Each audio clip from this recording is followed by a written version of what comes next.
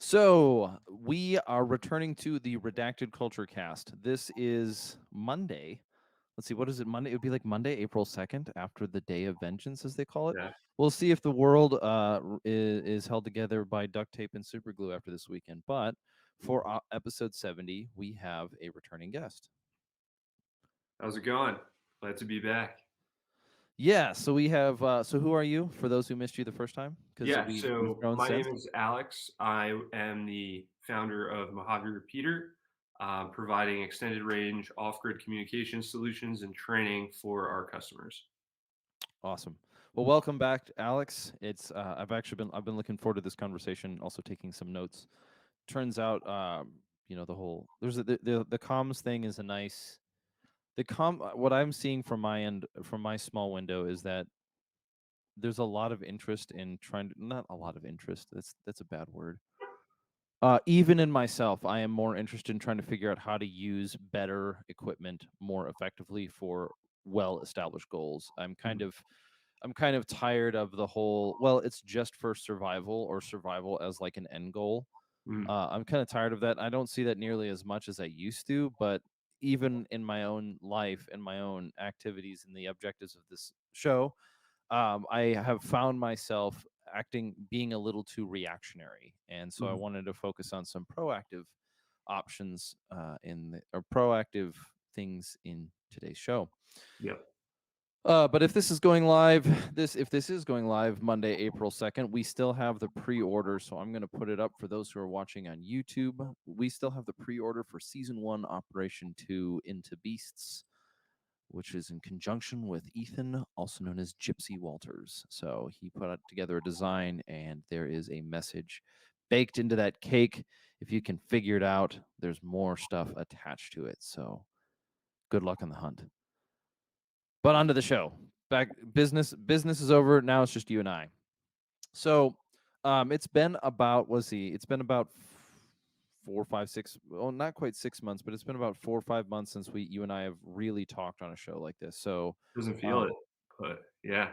right, time is moving. It's officially spring now. I don't even think we had even hit winter by the time Mhm. the last time we talked. And Yeah. um and as a result of our last conversation, I have noticed, in my observation, perhaps it's the new car problem, but I've noticed quite a bit more chatter, let's just say, on radios that are trying to move away from the get a Baofeng kind of level. Like, I've seen a little bit more interest in the different uses of radios, radio communications, radios in general, and also a recognition that radios is a solution to a bigger issue, and that is Mhm. communications, or a bigger objective. So Yeah. uh how much have you how much has things changed for you in the last 6 months? Well, I don't know if we, talked about this last time, but speaking on the new car problem and noticing a greater interest in like radio things and stuff. I mean, I think the community has absolutely exploded with new pages, new perspectives on radio communications. And I've seen some guys come up and grow super quickly, through Instagram around this following about radio stuff. So I think that's super cool. Glad that people are really interested in it and what it can do for you. But yeah, things have changed, since the last time that we spoke.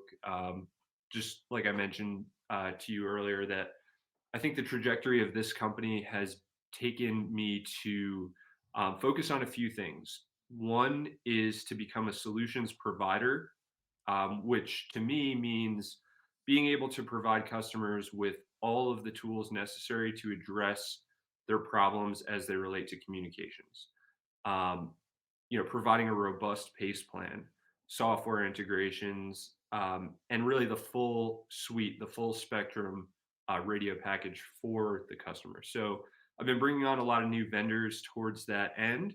And then additionally, just building out, more of a training menu. So I've been traveling around the country for the past year and a half, 2 years, doing my RTO basics course. And what I've been really, my objective there has been to establish a good base with the community, to kind of teach everyone up on the basics as best as we can, um, so that we can then build from there, right?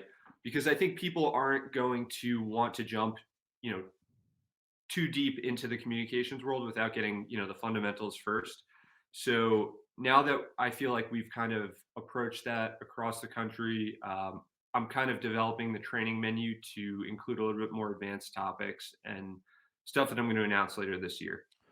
All right, I'll be looking forward to that. It's always a pleasure to see what you guys are producing. Um, it is. It's a pleasure to see what you guys produce. Um, as far as how you depict course objectives and how you put together I think I'm being silly about this. I like what you guys have done because it's like I can look at it and go, okay, that's how I'd want to use that. It Mhm. might be silly things, right? Like I think you guys posted a picture recently, and I know this is kind of like an Instagram thing, but it's like you posted a picture with a some sort of radio attached to like an e-bike. Yeah. And I was like, oh, okay. Well, I mean, I'm thinking, okay, I think that we're getting a little bit more attention looking at how we can use this kind of stuff. And I can even look Mhm. back and now and say, I wish I was better at it. So I want to solve some questions. There are some questions I want to solve today, that I wish I had answered and had been more aware of a while ago. Mhm. So the news flashes, I was an RTO in the military for like a total of 3 weeks. It Nice. right. I went to an RTO school for this I had moved it around, and this was like, okay, I had got told that I was going to be the RTO for this element of the unit that I was in for a while, and it turned Mhm. out not to be the case. I ended up becoming a team leader instead. Yeah. Um, but the but so I learned how to use a radio in a military context, but this was more than 10 years ago now. Well, more Mhm. than this is more than 10 years ago now. And I'm looking back and going, man, I really wish I had learned a couple things better after I had gotten out. And one of them was, it would have been really handy in Minneapolis, to be able to listen into various channels that were open. Mhm. But I wasn't even considering it at the time. Not very effectively. In fact, I think we actually, or I think I knew people who were already doing it. So like it was, I just talked to Timmy or whatever, and he handled it. But now I recognize I wish I knew how to do that. And I've heard that the SDR route is the best way to go, but for not all of us have them right now. And so I've got my handy dandy Baofeng here. And what level of, let's just say, radio wave surveillance can I do with a $50 radio? Yeah, so I think what it takes, so I'll preface this by saying that the applying the right tool to the problem is important, and I think that the right tool therein is the SDR. So understanding that if that's outside of your means to be able to acquire, what I think that it takes is a good understanding of the adversary, right? So you go into an operation with an electronic order of battle, which tells you it's basically some intel about what kind of electronic assets does the enemy bring to bear. And this is kind of a military analogy, but can apply to anything. Um, so understanding what kind of electronic assets the adversary brings to bear is very important because if you know the capabilities and limitations of that gear, then you can exploit it. So, for example, if we know that Antifa is buying radios at Walmart, then we can reasonably expect that they're going to be operating on FRS channels with no ability to program those. And you'll be able to just quite simply monitor them from a Baofeng, right? So that's one part of it. I think, really the where you gain the most advantage is in that open source intelligence and the preparation up front, being able to research these things, right? Infiltrating social media or groups, and being able to extract that kind of information is important. But the capability that the equipment provides in terms of having just a Baofeng is really not suited to this goal. Um, you can scan channels on a Baofeng if you program them in. It just scans very slowly. You're likely to miss traffic. and you're kind of taking a shot in the dark because you can't see what you're scanning through. You can't see where there's traffic on channels that you're not listening. You're just kind of going through until you hear some traffic come across. So, that's why I think that the SDR is the appropriate tool because that gives you a segment of bandwidth that you can work with. You can actually visually see that, inspect it on the FFT and the waterfall chart. And you can program that too to scan, and you can program it to demod certain audio. Um, so it's much more flexible and much more appropriate for this use case. So ultimately speaking, the so you're I guess you're saying that it's not worth thinking. It's if you're thinking about scanning for channels and all you have is a Baofeng, it'd be worth investing in something more, Yeah. just flat out, like flat out. Yeah. Okay. Because sometimes I think that there's this mentality that exists within, or sometimes I see how this mentality exists within our environment is, it may be hard. There's this sort of, I wouldn't say it's necessarily an ethos, but this grounding principle of like it may be more difficult to do with it to accomplish my goal with the equipment that I have, but that just means I have to be more skilled so you know. I mean, to that point, like, during the Great Desert Wars, our 26XX Marines, the signals intelligence and electronic warfare guys, were direction finding and killing the enemy with an AR 8200 scanner and a freaking right in the rain, you know? So is it a skill issue? I think you can do a lot with basic equipment if you're well trained and, understand what you're doing. You have a good, yeah, you have to have a good understanding of your mission, right? What are your objectives, and what information can assist you? What are you looking for? So ultimately, yeah, like a cheap scanner is a good tool. And SDR is like a step above, and it's also just cheaper now, right? The SDR is something that anybody can get on Amazon, but I think a scanner or an SDR definitely outshines a Baofeng in terms of what it can do. So yeah, I think because I want to make sure this comes down to not even an order of battle, but like a how do we set priorities? And at any given moment, one of us here, whether it's myself or it's somebody listening or it's somebody else in the cult in our environment, is trying to figure out and sort out how do they think about capability. Hmm. And it might be a commander in the military. It might be in a person on a SWAT team or a police force. There might be somebody in regards to just their own security apparatus. There might be somebody working in a private security environment. It might be somebody in their neighborhood.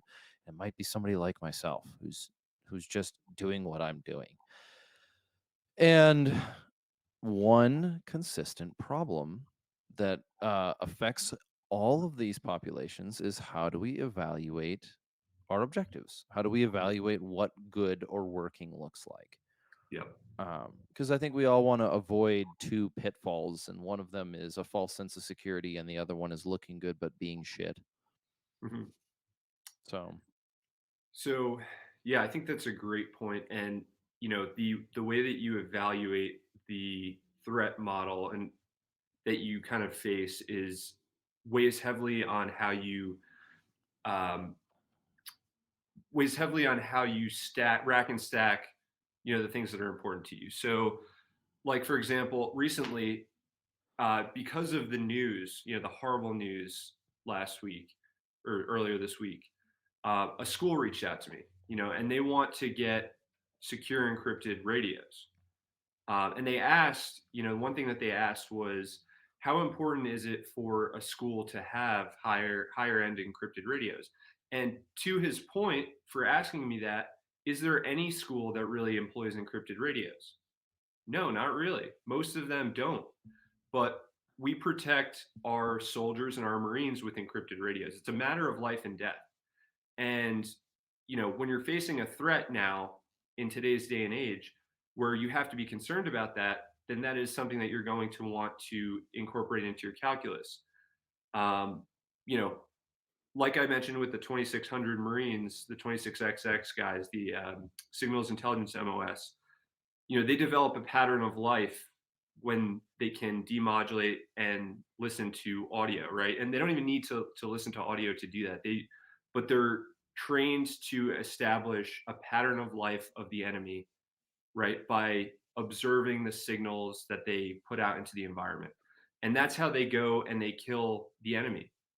So, Yeah, I think that's an excellent, attitude. This is going to be a bit exploratory, but I think when it comes to the issues with like schools and especially churches and schools now, is that once again that conversation is on the table of like how is your institution defending itself?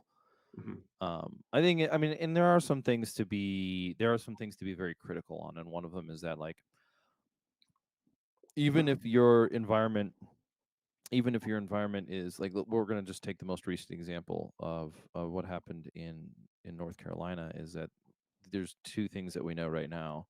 One of them is it took the officers about 15 minutes to accomplish the task, roughly, to get on site to start. There was like a 15-minute window where the assailant had a lot of was in control of the environment or had some moderate, whatever. And then the other one is that they had they had at least there's at least a strong argument that they had avoided another school or whatever, church school or whatever, another target because it was less ideal. It mhm, was a slightly harder target. right. And so on the one hand, what these two things communicate in as far as in relevance to ourselves is one, we know this one, but it's a stark reminder that like no one is that there are bad people out there. There are people that who will try to destroy you for your probably for your values, and that no one that even the police cannot be there on time. Mhm, They can't be there to stop it, right? This idea that they're there is it's just sort of it's not possible. And then the yeah, other side of it is so the one lesson being, like, you have whether or not you want it to be, or you think it's justified or not, you bear some responsibility for the outcome of your existence. mhm, The other one is that there are the people who have made the moral decision or the immoral decision, but who have made the decision to cause death and harm will consider the difficulty of a target when engaging in it.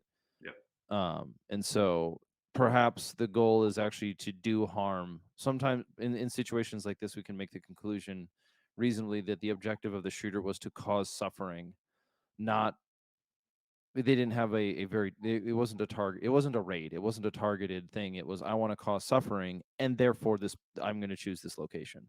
mhm, Um so there was a personal element and then an impersonal element to it. So then having the ability to harden your target um is going to add to your ability. It is going to add it's going I guess it's kind of self-justifying. I don't know. You have two things. You have the carrot and the stick. The carrot they're even though they're really both sticks. Let's be honest. You, the cops can't be everywhere at every time, and mhm, being having a hardened target is going to deter individuals who have already committed themselves to a life of wickedness. So, mhm, moving forward, um I think the conversation regarding like churches using encrypted comms, from my past experience and observation, is it tends to be a little overzealous too quickly, like misplaced objectives. mhm. But maybe I'm starting to reconsider that, as in how difficult and expensive is having an encrypted radio communication system for, let's just say, a medium-sized church of 500 congregants, that unreasonable? What does it look like? No, I think, for a few $1,000s, you can get a team of security personnel outfitted with radios, especially, considering that is a relatively like small organization, right? You're not outfitting 500 congregates, you're outfitting 10 security guards, you know? Oh, for sure, yeah. So, What would you for if you were to can you give some free advice on the show? yeah, If you're absolutely. if I'm a school, if I'm representing a school or a church that has some budget in mind, but is open to approaching the question of radios for a already existing, let's just use the church example, an already existing security team, Mhm. and that security team is 100% covert. They're not there's no overt nature to it. They're just a number of guys. They have got a roster of guys on their a roster of men and women who attend their church regularly, who keep themselves maintained as far as skills come with a handgun, who have their state appropriate concealed carry, who function on a roster so that every Sunday during every sermon and every time the church is open to the public, with the exception of like, Monday through Friday when no one's really there, but every time the church is open to the public, there's somebody there who is officially their responsibility is to be the watcher on the wall or to look out. So Mhm. they already have this figured out, but now they have zero communications, zero Mhm. whatsoever. But they're open to it and they don't have any preconceived conditions, ideas. What how would you approach it? Yeah, I mean, I think that, in terms of the barrier that you're going to put up, right? So the encryption piece to me is important because it prevents any bubba with the scanner from being able to listen in to your planning and establish that pattern of life against you, right? To use against you. So I think the encrypted piece is important, but at a minimum investment, 6 handhelds, let's say, for security officers can generally, like, I think in a lot of cases, cover the grounds of a establishment like a church. You typically have open halls and pretty clear terrain around them. Not a whole lot of property, right? So I think a few handhelds can definitely get after that. Now, what I would say is, depending on the budget and level of investment that they want to make, especially when you start talking about schools, is implementing infrastructure. Number one, having the repeater and the interconnected system to be able to provide full coverage on the property, to where no matter where your teachers are at, they can reach back to somebody. Establishing zones and channels that are defined for certain purposes, I think, is important as well. And then integrating that with your planning. So as they train active shooter scenarios, which is something that I think churches and schools should be doing on a regular basis, that they integrate the comm planning with that scenario. They exercise that. So whether that be, evacuating to a safe location or holding in place in a hardened structure or secure classroom, and then what signals do they need to send up to alert others about that? So it's not just the ability to communicate, as in I have the hardware to send a spoken word, encrypted spoken word communication from one side of the property to the other. It's that everyone who staffs the building has like a set of protocol that they follow, so they know how to, like, okay, this is this.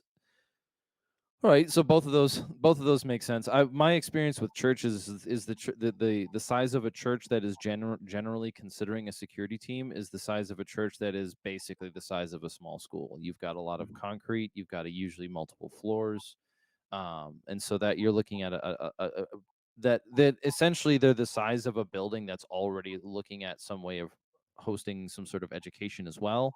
Mhm. And plus we're going to see, I think we see culturally seeing there's two things going on at the same time. We're probably going to see more events like what happened this week. I think that we're going to see more deliberate, I mean, I don't want to go so far as to ascribe motive because that would be irresponsible, but I think the justification of it, whether seen on most levels of culture, whether it's from politicians or news people, or and I'm quite honest, some of it's just the people that I listen to during the day, Mhm. which is it's probably for me an echo chamber, but not that I'm in the echo chamber. The echo chamber that I'm in is talking about other people talking about things, which is stupid, and I need to fix that. But for this thing, for the sake of rambling, I think that we're going to see more events like this. I think we're going to see a consistent rise and increase in attacks on religious institutions, especially religious institutions that also have an education attachment. And Mhm. that is also because I think we're going to see a lot more churches offering schools. I think, what is it? Tim Kennedy has got his apology. He's not apology. Tim Kennedy and Mike Glover are both launching a K through 12 alternative, I think, Mhm. if I'm not mistaken. Like, I don't know. homeschooling is on the rise. Churches have. I grew up in I grew up in a rural area where we went to school. Well, I was homeschooled, but when we would do like community education, think of it as a bunch of kids would get together and they'd all go study stuff at a location, Yeah. kind of like a co-op. They were always hosted at churches, Mhm. and so I think the line between church and school is going to become pretty thin here. Mhm. Um, I just don't think this conversation is going to get quieter. I think Yeah. more and more churches are very seriously reconsidering what their communications platform is, and Right. I think they have good men and women in their seats and in their staff that might not know how to answer this, and their only thought on radios is Walmart or Navy SEAL, and Mhm. neither of those is right. Or would you say that? Would you say that? How did you? Well, what I'd say about that is, the thing that just like disappoints me the most is that, these things keep happening, and us as like the adults with children in the schools, not that I have kids yet, but one day when I do, um, we are charged with their protection. Like, if that's my own child, like, I'm tired of waiting around for anybody to implement any sort of policy that's going to make a difference. We need to start taking initiative and doing the things that are within our reach, pulling together our resources as a community, sharing, knowledge, um, to present those hardened targets. I'm tired of waiting around for anybody to make any sort of change, because they're going to continue to let things go down this path that we've been seeing, um, and that's the way that they want it to be. So, I think that we need to take the initiative and we need to do what's right, by the children. I think there's something to be said about that too, because it doesn't matter whether it's by ignorance or by malice. Your solution solves both. You're Mhm. right. So, like, we as a community, and I mean we as a community might mean you and your neighborhood, you and the people who attend your school, me and my family who attend our church. This organization here, like, the it doesn't matter whether they're trying to whoever they are, the infamous they are trying to do. The solution is the same. Mhm. The solution is the same. It's kind of time. It's time to take matters into your own hands, and if you're not willing to do that, then Mhm. history will appropriately forget you. Yeah. It doesn't mean that there aren't barriers in the way, but like legal barriers, ethical barriers, not I wouldn't say ethical barriers, but yeah, I agree with you 100%. So then we were talking about a church or a school. What is an example? What is an example of a PACE plan and a commute? Like, what is the software, the human software or the wetware that's necessary to make this that to go in conjunction with the radios? How do you get somebody to not be so fixated on the technology? Yeah. I think that's a great question. And, something that I really try to like approach in the training courses is that, the communications is never the main effort in regards to what you're doing. You're going to have an objective. And what's most important is that operations planning is solid, it's rehearsed, it's understood what people's roles and responsibilities are. And then the communications is a supplement to that. It's what enables you to be more efficient, to be faster, to reach out to outside entities and request support. Um, but it's never really the main objective. So yeah, I think. Can you ask the question again or rephrase it? I'm trying to. Yeah, it's so you're gonna we see this in the gun culture a lot of people get fixated on stuff and not Right. right, Right. and Yep. I think for an organization like a church or an individual even, but let's focus on a church like a usable structure that we're working on right now. Yep. how do you let's just say they're already starting to recognize that they've been very gear focused, and and that's not the answer. It's not just gear. Mhm. It's gear and skills, gear and Yeah. knowledge. How do Yeah, you so to your point, not to cut you off here, but, launch? Go ahead. so with in regards to the equipment, right? So, like, that's another, point and kind of where I was going with that last statement is that, never pursue technology for the cool factor, right? For the cloud or whatever it is. Like, the technology has to serve a purpose, right? It has to suit your mission. So, depending on how you apply that technology is going to define how successful or not that you are in accomplishing that mission, right? So I think it's important to have a well-defined mission to understand what you're doing and then to apply the right solution to that problem. So, if you're talking about like a church and you need instant two-way voice communications, that's what's going to be the most important, right? Is to be able to talk back and forth between each other. But, maybe data solutions are not so important, right? The radio itself is going to give you that instant connection where a cell phone won't with a group of people, right? Or the ability to bring in outside entities. Like if you're talking about, for example, a church that's being used as um, a evacuation center during some natural disaster, right? They're putting people up on cots, integrating with FEMA or another entity, for example. You can do that with radios, right? So having the right tools and understanding what your mission is going to be. Like, are we preparing for an active shooter drill, a natural disaster? And then exercising those things, practicing them, rehearsing them, you know? Yeah, I think that's I think that's definitely a part of it too. I would like to see. So if you're, let's just say you're presented as, you're brought in as a specialist, as the specialist regarding communications for a unit, not a unit. Let's stick with the church and the school.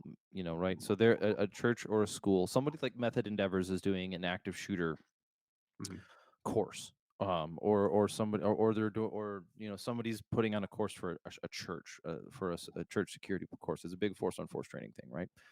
So they're doing an active shooter drill, and they do it one. Let's just say they do it once a year. To bring in all the staff, everyone who's involved on this responsibility, local law enforcement, whatever.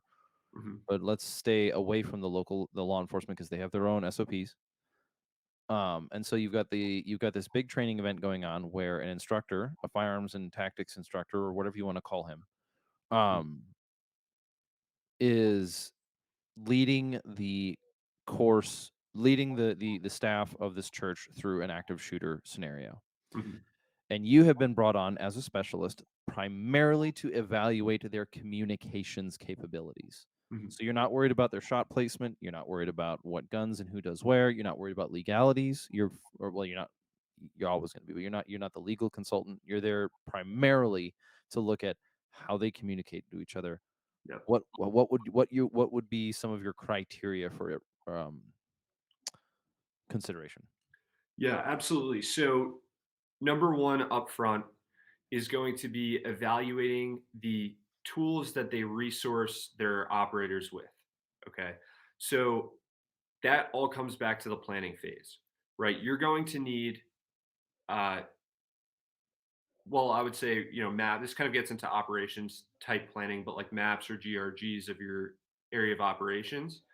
Um, Understanding number two, if you've done your homework up front, you've been living in that place. That is where you work daily, where you can and cannot expect to communicate. So, like a coverage type analysis of that area. Number three, if your operators have equipment, they're going to need to be resourced with uh, some kind of what I would call a cut sheet to understand how to operate that equipment. And then what goes along with that is a copy of the communications plan. So, are there channelized nets that establish different corridors for communication? So, what purpose does each channel serve, and what is it for? What is it intended for, right?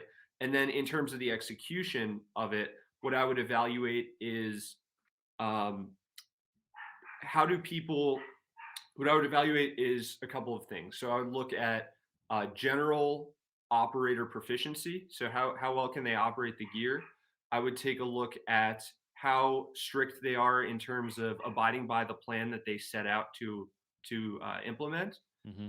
I would take a look at um, what I would take a look at and try to get a feel for really is like how well rehearsed it is. So, for example, are they using proper radio etiquette and pro words? Are they efficient with the way that they communicate? Because that tells you how practiced they are at that, right? Um, are they using implicit or explicit communication, right? So, if they've built trust as a team, there are some things that don't need to be explicitly said over the radio that can be done implicitly, right? So that kind of all plays into the these aspects. And then I would also take a look at reporting. So reporting, I think, is something obviously that they need to establish up front. But if they've established reports and they have reporting criteria associated with them, that can clean up and create massive, improve massive efficiency in their communications planning. So when are they going to be sending reports up? What are they going to be reporting, right? So when that guy walks in the front door with a gun, they're sending up a salute report. They're sending up the GRG that's associated with that and a timestamp on that report. Somebody is doing something based on that information, you know. So that's what I would be looking for in evaluating a team's communication skills.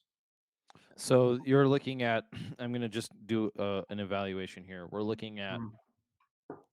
yeah, outside of just, do they have the equipment? Do you have the equipment? Yeah. How's that guy go? He's the why are you gay guy. Oh yeah. They do not have the equipment. It's hilarious. Um, but it's just radio. Uh, dude, you gotta watch the whole thing. It's hilarious. The Yeah. whole interview. Sorry, because it's also relevant to us talking about churches. This is just Yeah. this. It is. It's hilarious. But I'm not supposed to be making too much funny right now because we're It's all talking good. about horrible things. I Um, know, yeah, I'm getting all worked up over here. Like, yeah, but so you're gonna evaluate. Not only are you going to evaluate their equipment, but you're going to look at, okay, what kind of reports are they putting up, or how have they taught their staff to put up reports? yeah, That makes sense for me. Pertinent information, so that someone isn't hogging the net talking about stuff, because some people just talk when they're uncomfortable. yeah, Um, Another one is going to be jargon. Is what I wrote it down as jargon. Is it like, do they know how to speak to each other in ways that jargon and brevity, yeah, so that they've obviously spoken to each other enough on the radio that they know what they're saying. It's not a lot of say again, say again, say again. yeah. The next one is that the people who are in the space are familiar with it. And I was even thinking about that as in like, wow, we're that's a good point. I've taken for granted knowing what the space feels like at a church. Hmm. But maybe not everyone does. Yeah. Um, and I remember us as kids exploring the ever loving hell out of the church that we Hmm. attended. Uh, climbing in the trying to find secret hidden passageways where they store the chairs on Monday or something. But stuff like that. And then another one would be the last one, though. I think the one that stuck out a little bit was how comfortable are people talking on the radio, and then the comms plan. What is each channel for? How do you how would you break down a comms plan? How would you break down a comms plan for a church that's looking at active shooter concerns? So, uh, real quick. So first, I kind of want to break those down into categories, just because I was just thinking about that as you're kind of saying them. But I would say planning, right? Resources, rehearsals, Mm-hmm. and then operator proficiency and efficiency of execution, right? So those are the kind of the five categories that I would put those into in terms of how I would evaluate. Now, how would I break down a communications plan for a church for an active shooter scenario? I don't think that, you necessarily like you need to plan for and implement for an active shooter scenario, but you need to consider the whole picture in terms of how are people going to be interacting with that equipment, um, upfront, like on a day-to-day basis, right? A lot of times, with the communication stuff, we did training in the military and stuff, and it's like everybody's training, but when we're doing setting up comms for the training exercise, that's like real life for us too. You know, Even though you're not getting shot at, it's still you're exercising that real capability, because when the comms goes down, it's important. It's like we can't do the rest of the stuff, right? So um, anyway, what I would say is consider what you're doing on a day-to-day basis as well. So if I were to implement comms for a church,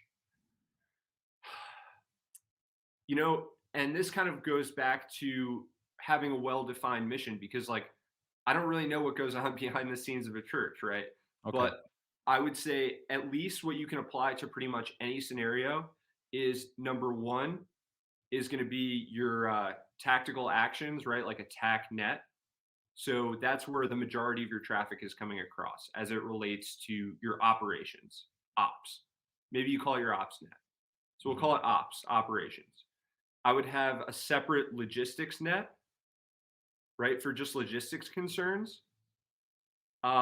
And then I would have probably like a command net where, maybe people who want to pass tasking, they can do it on the command net, something to that effect. Hmm. So those three categories are something to consider. The other thing, though, is that as you start to develop this plan, you have to consider who's monitoring those things and when, right?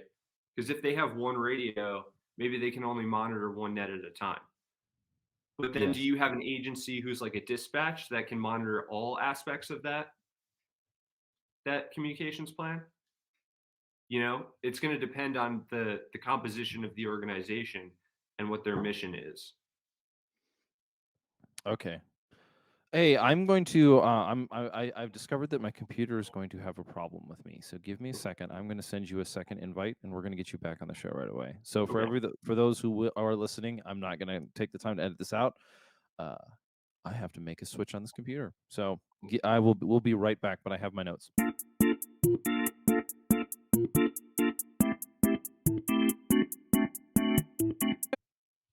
Now that we're back from this unscheduled break, there was your chance at having a commercial.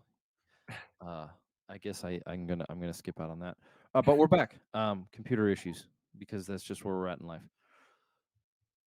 Moving on. So we've been spending a whole bunch of time talking about churches and schools and institutions, looking at like their own security apparatus. I think this is built on a foundation that um yeah, I'm gonna actually make let me know what you think about this one. I'm gonna make a moral statement here. I think there's this idea that's presented a lot in gun culture as well, as kind of this gun culture, self defense culture, whatever. That there's this mentality that's brought up quite a bit, which starts from a criticism of people's assumptions about their environment. Quite Mhm. frankly, it's I understand. I very much so understand what Ian Strembeck is saying when he says no one is coming to save you. I think he's making a really good point.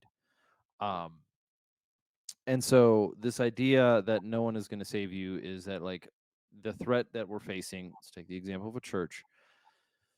Is in a scenario where the institution is not going to defend them because of politics, and they have a rising threat because of politics, or whatever you want to call it, whether it's politics or culture or whatever. Um, and part of me says, okay, the assumption is made that there could be an environment where the police officer could help you, Mhm. but they can't. It takes an officer 15 minutes to get to your school. In a perfect world, we would have one at every doorstep, but you Mhm. don't. You're not going to, right? And Mhm. my thought on this is as of lately is has been changing, and it's been changing to maybe more so argue. Um, Not only is it situationally relevant for you to have some form of security apparatus in your environment. Um, I'm going to go back to churches, but actually, I think I'm going to make a moral case for it that you need to that religious institutions should have are almost duty bound to have either an open statement of pacifism or something like that, maybe. And again, pacifism is a weird thing, but I think John Piper is one of the few people in the world he's a Christian theologian who I think his version of pacifism is somewhat respectable. I don't agree with it, but I think it's respectable Hmm. because he says he's not going to call. He has his statements, right? He says I'm going to live by the consequences of my decisions. Hmm. But I think that not only is it sort of a reactionary approach? Yes, we're seeing the environment that is dangerous. Yes, we're seeing that the police can't save you. Yes, we're seeing these things, but all of these things are fall short of one thing that I think is more important, or not fall short of. All of these things fall short of something I think is actually an ethos. Is that it is good. It is good for you to consider your care of your environment and to look out for it. It is Hmm. good stewardship as the owner of a business to pay attention to the health and wellness of your employees. It is good stewardship for you as a pastor to consider what the security apparatus on your building is, and if you refuse to accept that, and there is a and you pay the consequences for that, you bear some moral responsibility. Not responsibility for the actions of the violent person, but I think that we keep looking at this attitude of having a plan and having a security apparatus or having a communications plan as purely being sort of tied into this assumed fictional universe where something could happen where we need to use this to save our life. Uh-huh. And in my issue with it is like survival for me is alcoholism. That's what Mhm. survival is.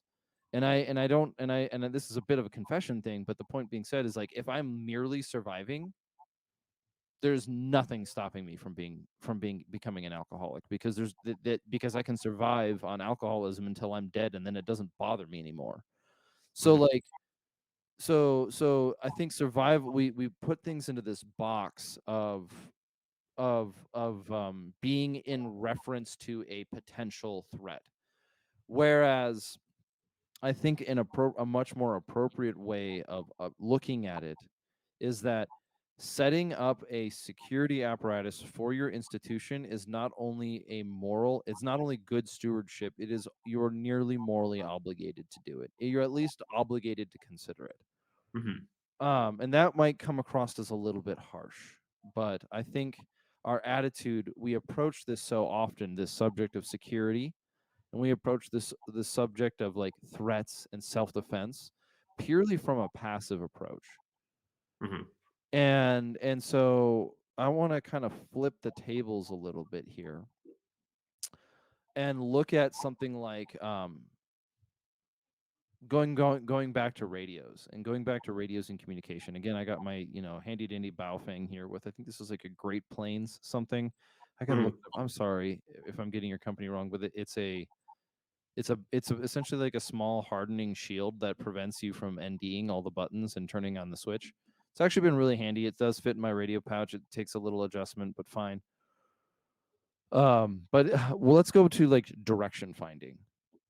Okay. Mhm. Generally speaking, we talk about direction finding from a defensive standing, as in, okay, don't ND your radio because someone can direction find you. Who's Mhm. going to be direction finding me, the owner of this company? Either FUDs with their radios or the government, Mhm. or or if I'm in an operations environment, my adversary. What about what are the realistic threats on being direction found, and then how do we turn that around? So I think that the realistic threats comes down to who you see your adversary as. If you're talking about just general direction finding, like you kind of mentioned, the people that are relatively skilled with it are, ham radio guys who do fox hunting, which is basically another word for direction finding, another term. Um, there is the government, obviously, with all its capability and equipment. Um, but it's becoming more well within reach of the average consumer. There are Okay. new SDRs coming out, like, the RTL. There's the Kraken RF, and the skills and tactics are becoming open source, So it depends on what your threat model is. I just don't really see much of a threat of direction finding for the average person right now. Um, unless you envision some kind of doomsday scenario where your adversary is the government. Or let's Yeah, say, for example, the government of a foreign country that invades this country. sure. Or like Ukraine, or I mean, yeah. There's I think that's what I want to do here. Is I want to start. I want to dispel a little bit of the myths around direction finding, because my experience with it is either being on the hunter killer team for the government, um, i.e., Ranger Battalion, Mhm, where we had some guy who was always we always had somebody who was like specifically trained in it, and sometimes it was just a team leader. Sometimes you just learned sometimes guys just picked up and figured out how to do it. Some guys came for recce, some guys came from this, that, and the other. mhm, But there was always, anytime we were going after somebody, if we could use SIGINT or signal intelligence to identify them, there was somebody who had a device, and I was never this guy. So mhm, on the one hand, I have military experience. We need to find this guy. He's communicating in this wavelength. We know how to track it. Blah blah blah blah blah. Okay, he's over there. You got your almost looks like a Game Boy. I think I don't remember it anymore. But we could direction find people. And then the opposite side is, now that I'm reinvesting into looking at how do I function on radios, I constantly am encountering this conversation about, oh well, you can use it, but you're going to be directionally found. And what I want to do is get rid of some of those myths. Like, yeah, what do you how much of a concern is it? What are you looking at? What is the process of, what does it look like? How do you direction find somebody? And actually, the real question then, or the follow up question, is, how do I learn how to do that? I want to mhm, learn how to direction find in an urban environment or a yeah, rural environment. yeah. How would you go about that? So, in terms of the threat, I think it's kind of overblown, Like, I mean, I work with guys that are using an $80,000 piece of equipment that takes them all day to find a DMR radio. And it's not, it's number one, proficiency of the operator and just general like capacity and intelligence, right? To do information, to do stuff with that information, but proficiency, right? Needs to be practiced. It's a skill. And then number two, just the fidelity and capability of that equipment, even at $80,000. I mean, that equipment is designed for direction finding analog and DMR radio. But going beyond that, like it gets very tough to do, especially if you're employing like mesh network capabilities or SATCOM based solutions. Like, unless you're on a single channel, plain text, or even encrypted, right? Like that stuff is relatively easy to direction find. Outside of that, it gets very hard to do. HF, Oh, very, very difficult. all right. So, okay, so we're talking about it's difficult to do, as in, just, I guess I'm trying to think of a scenario, and I'll go back to Minneapolis as an Mm, example. One thing that I wished I was more proficient at while I was in Minneapolis when the riots were going on was communication interception. All of a mhm, sudden, I was like, man, I really wish I was better at this. yep. Um, and in retrospect, I completely overlooked radios. I was completely focused on cell phone based communications. Mhm, Um, or at least there was somebody else who was on, in the loop, let's just say, who was able to monitor those kind of things. Um, but if let's just say I'm in a city or in an environment that's undergoing a state of unrest, some form of unrest, and I have secured a channel. I have discovered a channel that is regularly used by somebody who I understand to be a bad actor, yep. whether they're a looter or whatever. And how, if I wanted to try to figure out how I could identify their direction, Mhm. Is there something that someone on the civilian market can acquire and figure out how to use in a reasonable amount of time?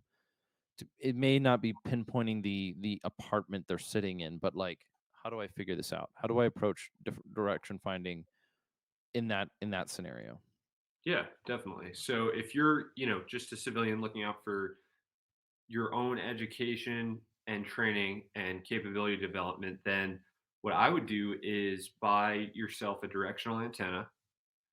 You can use a scanner, like for example, the ARD200 that I mentioned before, a little bit old piece of gear, but you can use that type of scanner.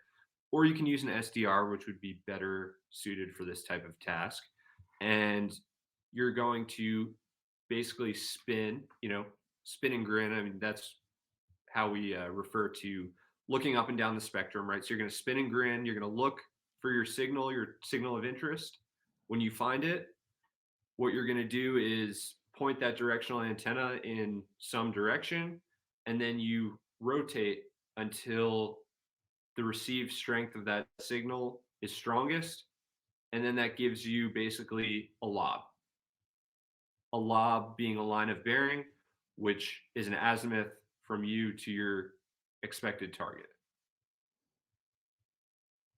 All right, so you can at least get an azimuth from your location to them. Okay, yeah, because then there's and then what about figuring out distance? So we have direction. What about distance?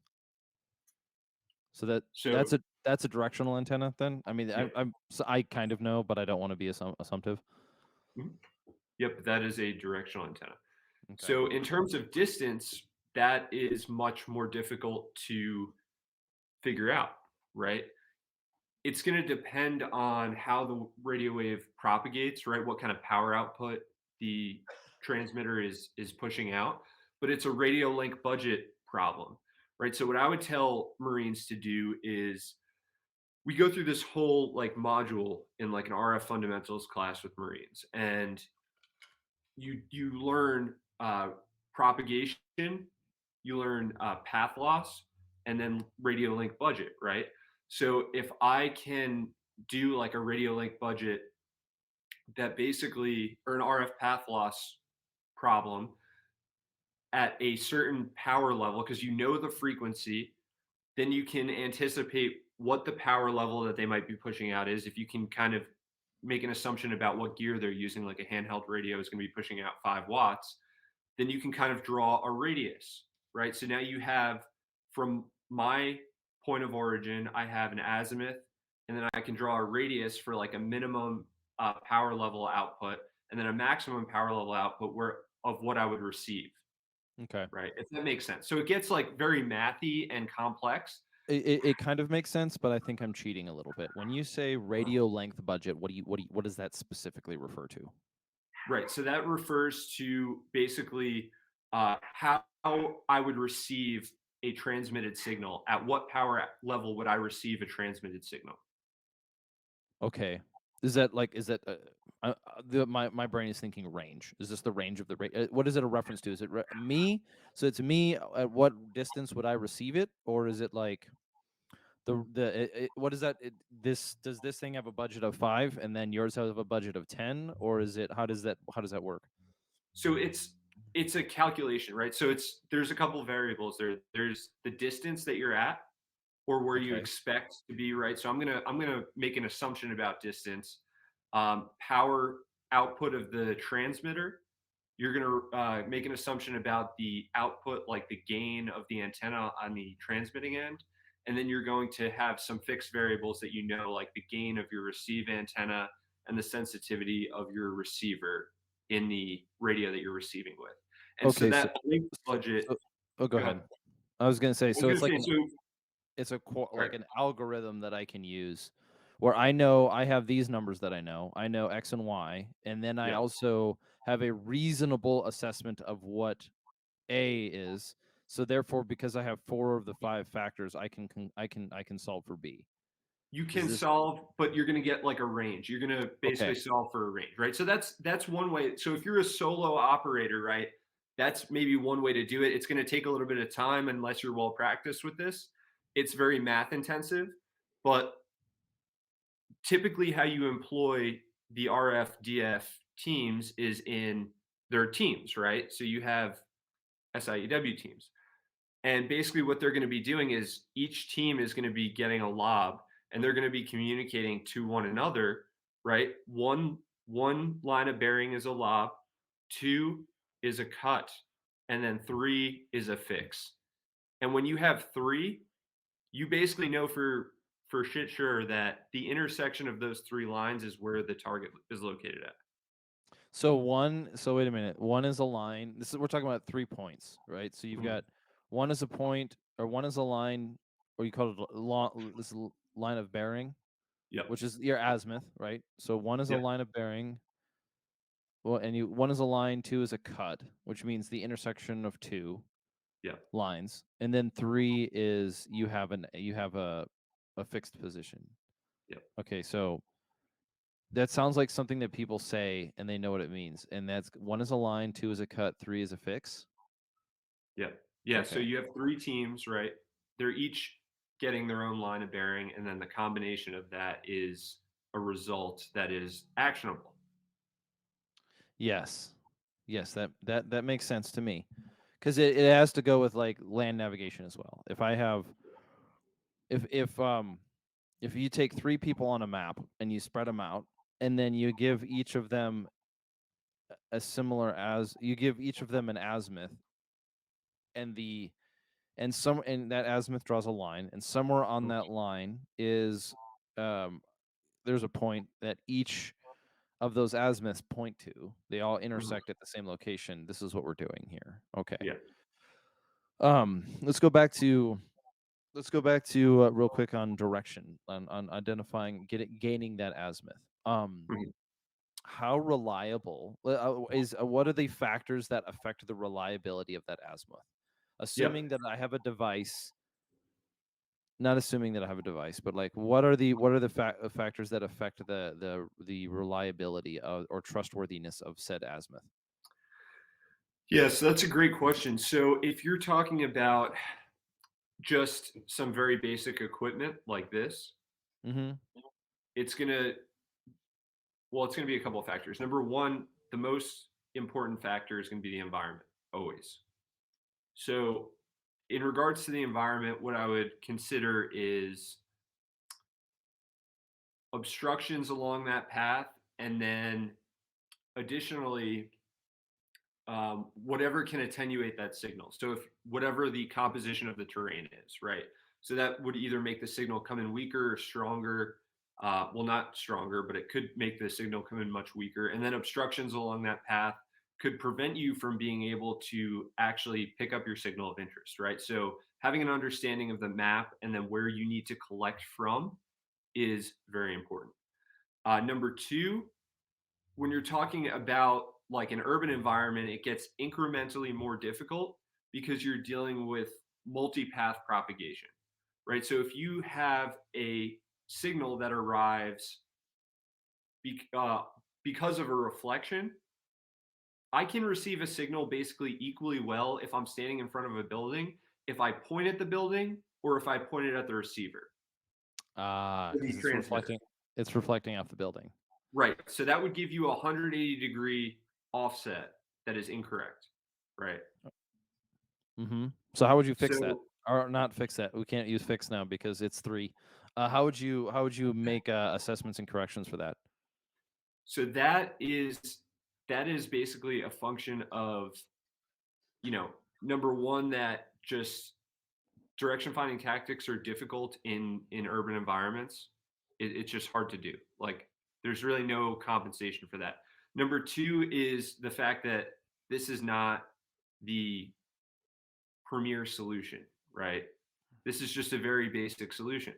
There are tools that do a lot of stuff in software. They implement hardware and use techniques that are much more advanced to give you much more refined answers about this stuff. Gotcha. So, Like what? Like what's an example of one of this technology that you speak of? yeah. So basically, like, when we're talking about the SDR world, right? Like the RTL SDR is not a novel piece of equipment. It is something that has popped up in recent years from China on Amazon because it's it's basically they've made the technology cheap enough to produce this device. And so what the RTL SDR gives you is like 1 to 2 megahertz of instantaneous bandwidth and a very slow scanning or sweep speed, and not great resolution, bandwidth resolution. So SDRs come in a variety of shapes and sizes and are used for different things, but there's a scale for how expensive they get. You can look at, for example, on the lower end of SDR technology, Signal Hound makes some really great SDRs and spectrum analyzers. Those are going to run you, you know, 3,500 bucks to 5 grand, and it's going to give you a pretty decent chunk of bandwidth to work with and a good solid sweep speed. You need to pair that with the right software and additional hardware, like for example, a direction finding head that actually is like an array of antennas, and it's the software will use a technique, like angle of arrival or time difference of arrival, to direction find a signal, and it's much more intuitive than a person with this tool pointing in a bunch of directions and trying to find a signal. Okay, so because I was going to ask you that question, like fieldcraft, not fieldcraft survival. Although shout out to Mike Glover. I hope his business is working out. Uh, it's an interesting time of year. Poor guy just keeps getting hit by. I'm not being facetious. He just keeps getting hit by Stripe doesn't want to work with him now, and everyone just. Oh, terrible! But I that's can't that's imagine that. well, I honestly though, like as much as this is going to be I can't get too far off this. I think when it comes to Mike Glover, and this has got to be short, is that in some ways he's not the canary in the coal mine. Mike Glover is a big enough person, and he's a big enough personality that when events like this do happen, um, it's not like on accident. It's not, and that's not saying much. What is saying much is that for as much of time is spent evaluating and kind of critiquing, even in my own life, that I spend like evaluating and critiquing people. Something that I must give Mike Glover quite a bit of credit for is that man has been working really hard.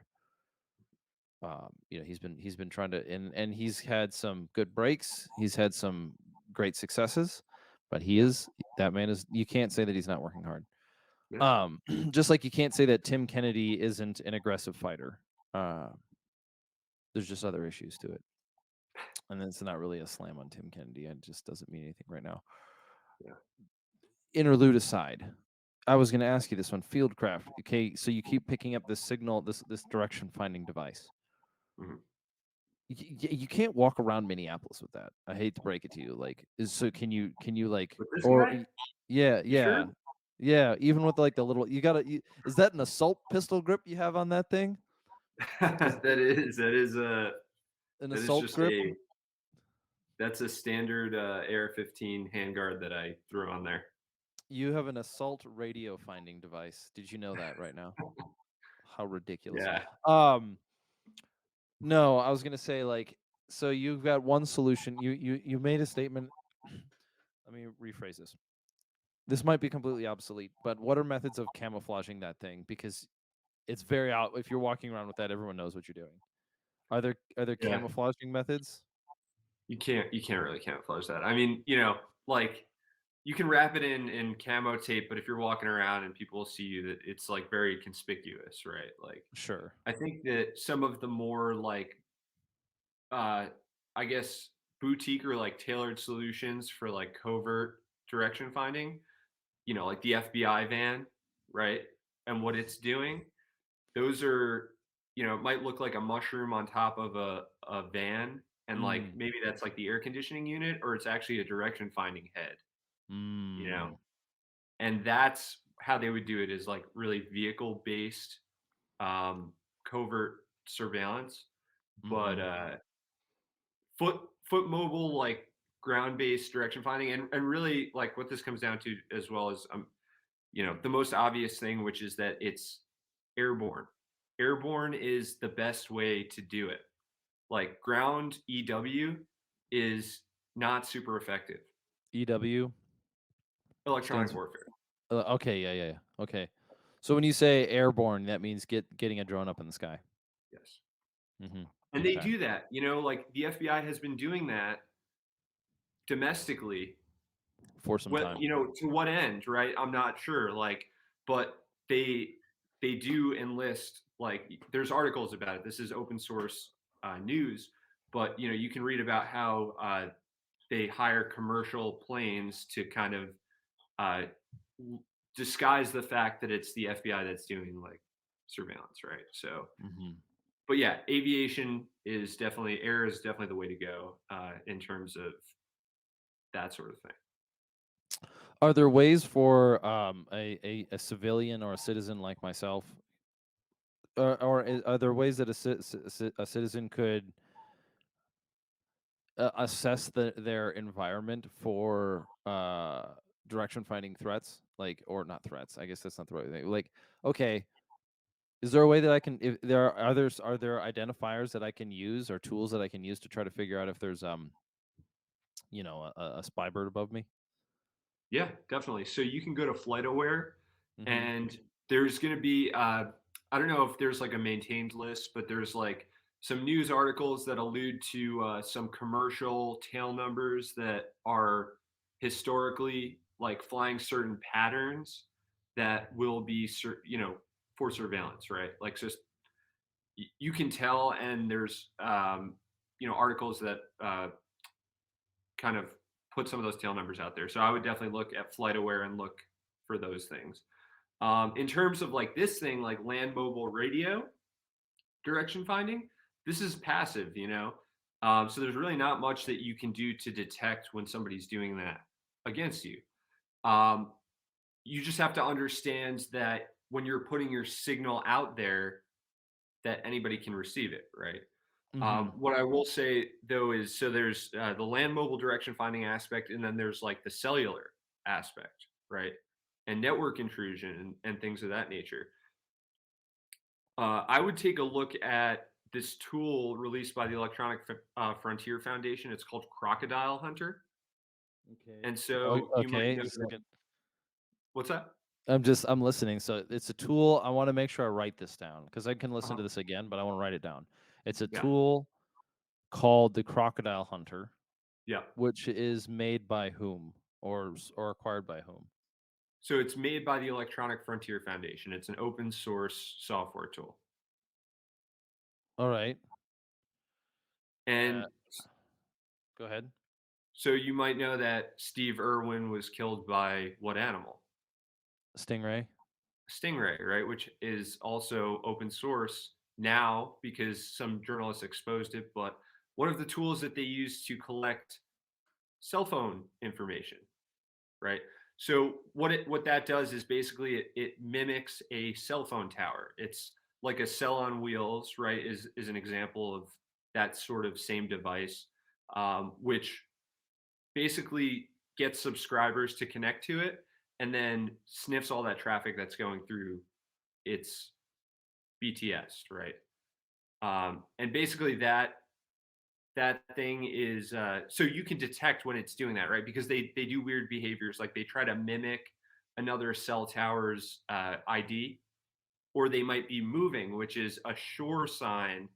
Cell towers don't move, right? So it's a sure sign that that is a thing that's trying to surveil you. All right. So let's go all the way back here because again, I'm standing on the periphery of understanding this, Mhm. but part of that is because of my background. And I do not want to let parts slip through those cracks. Mhm. So the tool Crocodile Hunter is an open source software tool that allows you to track. It allows you to track towers in your It area? it detects Okay. stingrays or fake cell towers with an RTL Ah, SDR. with an RTL, yeah. So, what does the RTL in RTL SDR stand for? I don't know. That's a good question. Okay, it doesn't. Maybe it Never doesn't thought mean of that. anything. Yeah, I know, right? I Yeah. know. I mean, radio telephone operator, radio telephone language. I don't know. Yeah. Mhm. real time. And then What? so the program, for those who are not listening or who are listening who are not familiar with the Stingray, the whole Stingray program. Let's just call it the Stingray program. What is it? What are you referring to? Right. So anybody can look up the article about it, but law enforcement agencies, federal law enforcement agencies, military units, etc., purchase this piece of hardware that is basically effectively emulating a cell phone tower, so that subscribers will connect to it, and then any traffic that goes through, they can monitor. Yep. And they can also use it as a second point for triangulation. Yes, correct. They can geolocate subscribers with that. Yeah. So for a cell phone signal, right? I'm thinking of this as in regards to you have a cell phone in your house, and if I know what your cell phone your cell phone ID is, I can and I have assets. I can put a bird in the sky that has a stingray on it, essentially, and that stingray is telling me that stingray is acting like a tower, which my phone is connecting to over and over and Mhm. over and over again without telling me because it won't tell me. Yeah. But it's also connecting to that tower over there, Hmm. right? And as a result, I have 2 points of reference, or because the vehicle is moving, Yeah. it has a ping on that location, and so Yeah. its azimuth and degree is changing all the time, but it's constantly pointing at the individual, and so as it moves, that point stays the same, and Hmm. it's able to triangulate on it. This is why it takes time. I mean, in one way, this is why it took time. Like if you have to be on the phone for so long for it, or the phone has to be functioning for so long for it to work. Hmm. But that makes sense. So then, Crocodile Hunter is so in conjunction with a SDR, an RTL SDR, Crocodile Hunter is a piece of software that you put on your device that helps you identify false towers. Yes, and And it will pick up, things that are legitimate too. Like a cell on wheels is something that they roll out for events to improve cell coverage. mhm. It'll detect that too because it's it looks sketchy to the program. Okay, yeah. So the program identifies anomalies, things that don't make sense, like things that are moving. Cool. And who's that by again, or how do you get a hold of it? Like, is it just you download it from? Yeah, so go to GitHub. You can search Crocodile Hunter on GitHub, and it's by Electronic Frontier Foundation. It's And that just it's Electronic Frontier Foundation. I keep forgetting. yeah, EFF, yeah. And a cool point on that too is like, yeah, it detects anomalies, but there's a little footwork involved. Like if you spin up Crocodile Hunter, what's cool is you'll go out into town and it'll put the markers down on the map, and you go look at this stuff and you see, oh, there's a van right there, you know, right at the mark where it put it on the map. And the van might have like vinyl decals on the side that says X communications company or whatever. It's like, Mhm. okay, that's a cell on wheels. They're doing an event or something, and Mhm. it's not suspect, but it might be a covert van, and Mhm. then it's suspect. Yeah, and this is where decision making, like having a cool head in a decision making process is much more important. And I think, honestly, and this kind of comes back to like the whole kind of tinfoil hat stuff. I think most of that comes from having a need for a mission, but having none present. Mhm. Right, and I don't mean it so simply, but you could quite simply say your life is too cush. That Mhm. you're creating problems for yourself, and Yeah. and that's but I'm not saying that the danger being it's not that because the whole problem with conspiracy theories again it goes off and off and off and on and on and on, but like the whole subject of it is the thing which we find morally offensive is not the potential legitimacy of the story, but the actions of the speaker. Like you don't believe Mhm. this, you're just sitting on your couch yelling at clouds, and I Right. find that morally repulsive as opposed to like, oh, it could be true. Like, what are you going to do about it? Are you going to like, oh, you know, for example, like the Epstein thing was a conspiracy until it wasn't, and Right. and it turned out to be much more true than a lot of people wanted to. But that's not validation for every other theory. Right. You need to establish a framework of evaluating information before you can make accusations of it. Well, not before, but I digress. Cool. That's a useful tool. That's a really useful tool. So I've been thinking about that as in um exercises that we can engage in. Like it kind of goes back to the fitness thing, or the fitness reference is like, if you have a goal in mind, running a marathon, climbing a mountain, lifting a certain meeting a certain standard, that's a much better set of motivation for going to the gym than just saying be better. Yeah. And so I'm trying to think of ways that I can, not necessarily hack, because it's a bit of a 2000s phrase, but set up objectives like, okay, I want to have this capability and this is how I figure it out. Yeah. um I also think it'd be hilarious if you could set up a direction, like a passive direction finding tool, in like a homeless person shopping cart. That's the way you do Yeah. it, man. Like, Yeah. let's Totally. recreate. Let's completely recreate the Sherlock Holmes. What do they call them in the book? He had not scoundrels. Uh, Whatever. He I had don't his, know. all the urchins, all the street urchins were basically his network, and like, Yeah. let's do this. Let's wep let's You can weaponize the get home. creative with it. I mean, It's weaponized homelessness. yeah. You have your COC in like a tent. You know how they have the tents on the side of the street? Oh yeah, yeah, yeah. Computers in there.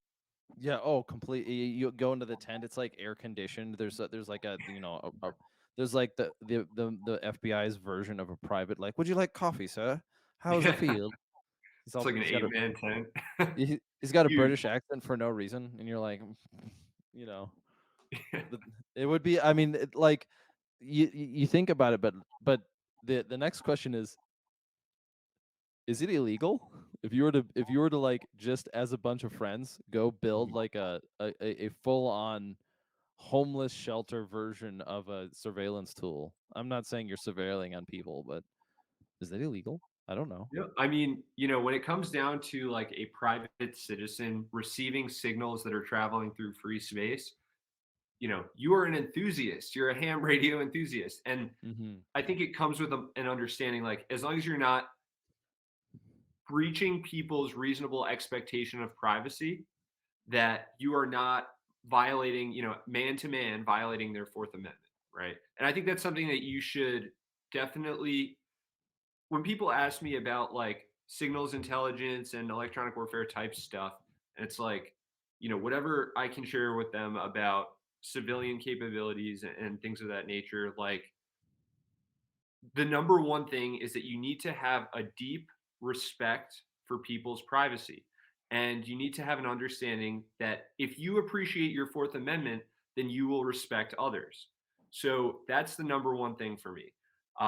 Number two is, at the end of the day, if you're using a tool like this and an RTL SDR, that is an enthusiast and hobbyist type thing that is not illegal. Like, if Mm-hmm. people are talking on an analog radio, then they don't have a reasonable expectation of privacy, right? Because they're not encrypting that communications, or they're not licensed to encrypt the communication, or whatever.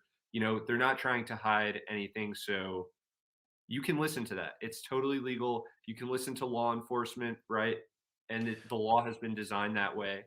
Um, so it is legal, yes, to some Well, degree, but just respect people's privacy. let's actually dig into a little bit of the ethics of it. I mean, this is supposed to, in some sense, this is supposed to be a little bit of show on philosophy. Mhm. And I when I and it and as of late, I've been trying to wrestle with different ways to present certain subjects, but that's just the nature of the beast. Yeah. And so let's talk about this idea of privacy, because when it comes to the mechanism of the subject, there's a lot of equipment and hay to be made surveilling populations. The NSA is the easiest target. You could go NSA, Snowden, who's Julian Assange, Yeah. the politically homeless. You could go the NSA spying route. You could go all these different ways, right? And so for an individual, most likely one of the main things that's, I guess I can safely assume that the vast majority of people that I know have absolutely zero issue with other people, have zero issue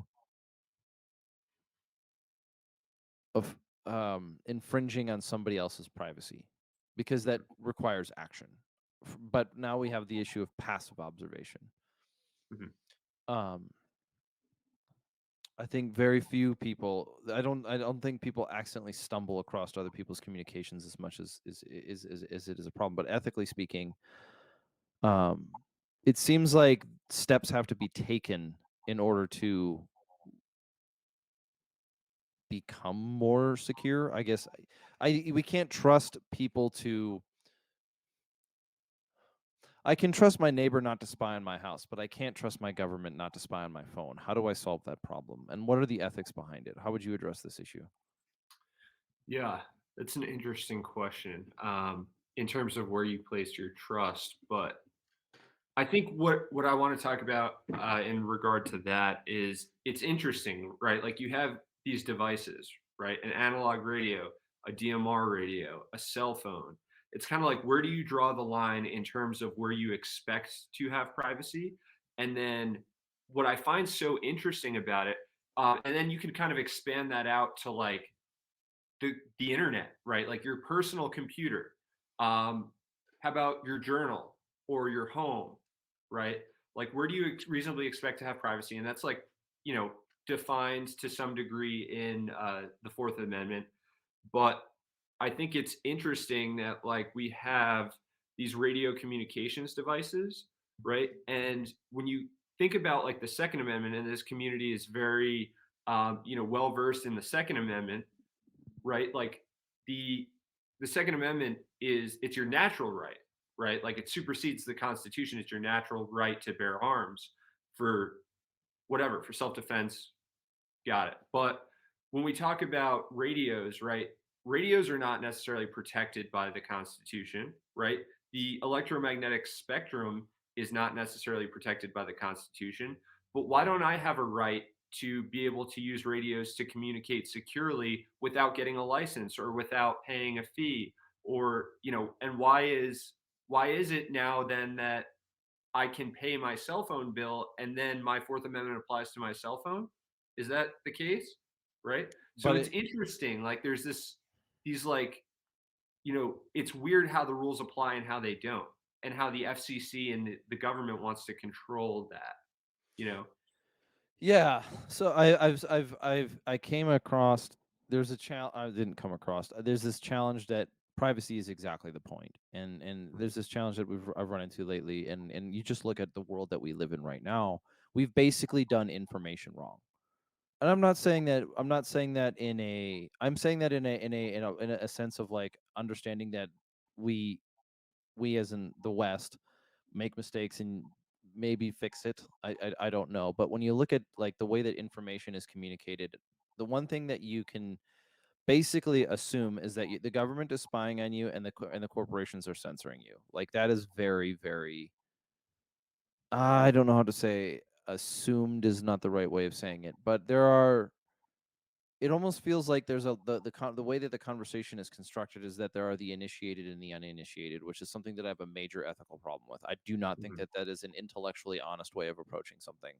But I mhm, think what we do run into, I think what we're looking at when it comes to information or privacy in the West right now is that you don't have privacy, you don't have a right to privacy, but your right to privacy is you can guarantee that your right to privacy is being infringed, and and your right to speak freely is also being infringed, and the way that both of those play out is rather straightforward. Is the government will use corporations to censor your speech.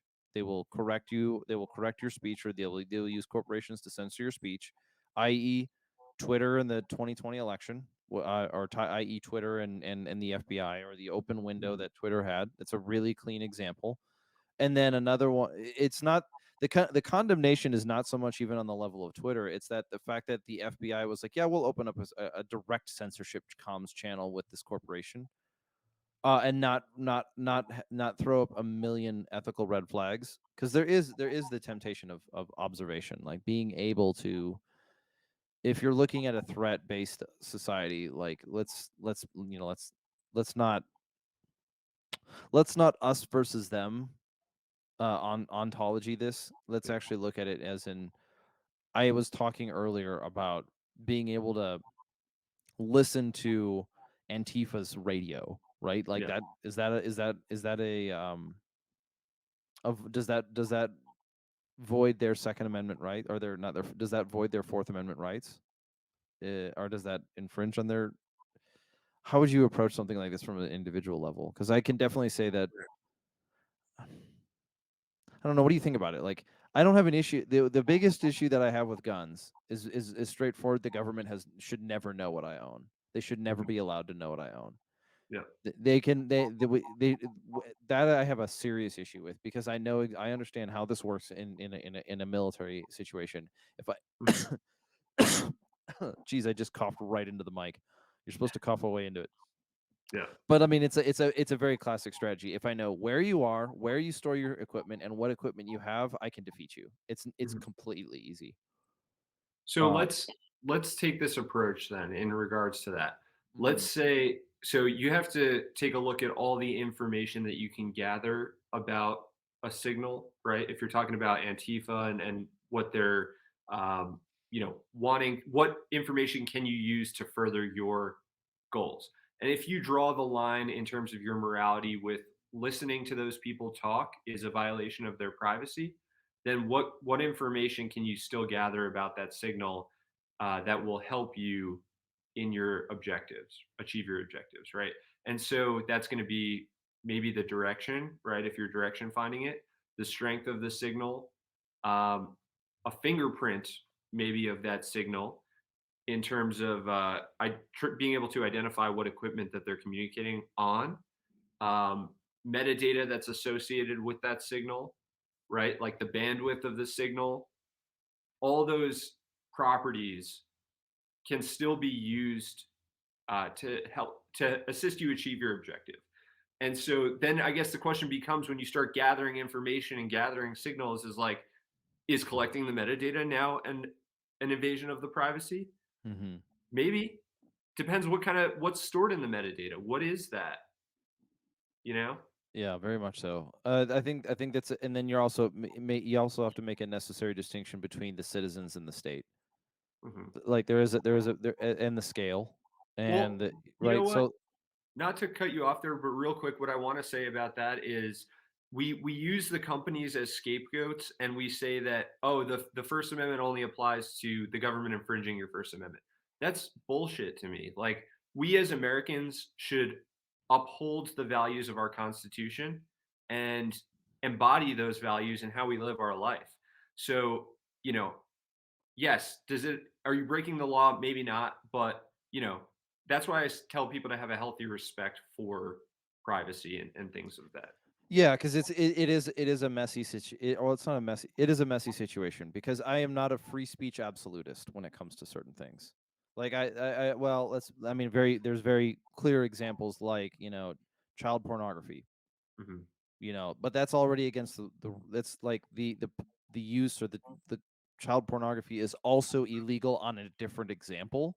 Mhm. So like that is something that makes sense to me, is from like an absolutist standpoint, um where I think where most people are engaging with, where I think the reasonable argument involving the First Amendment is people's right to assemble. Yeah. So like I if and this is where it gets even goofy, but like, okay, a protest is a pro when a group of people organize to protest the government, they're effectively doing something that is both within our confines of governance, like it is the people participating in their political system, because they are Mhm. openly presenting a list of grievances to their supposed elected officials, and Yeah. so it is inherently baked into the government cake, because we the people, and then it is also anti-government, because Mhm. you're protesting the government, right? It's Right. adversarial, and it is simultaneously adversarial and what is it, cohesive, maybe is not the right word, cooperative and adversarial, or integrated Yeah. and adversarial. It is Right. simultaneously integrated and adversarial. That's interesting. But and yet at the same time, the issue that we run into when it comes to the protests are that people will use protests to be a fiery but mostly peaceful assassination attempt or Yeah. something like that. Whatever you want to Right. call it. And so there are some challenges with that. And when it comes to like a platform, if I know that this group of people is doing something violent and I can surveil their communications, that's an advantage for me. Yeah. But at the same time, yeah, I don't have an obvious answer right now. I do have it in terms to certain subjects. It's a Um, very fine line that you need to, you know, you need to bring your own morality into the calculus. You need to weigh your values as an American, and it's a very, very fine line that you need to walk. Um, but just, I think, at least considering and understanding the factors at play is one step in the right direction, and understanding also that we're all human at the end of the day, and nobody is perfect. So yeah.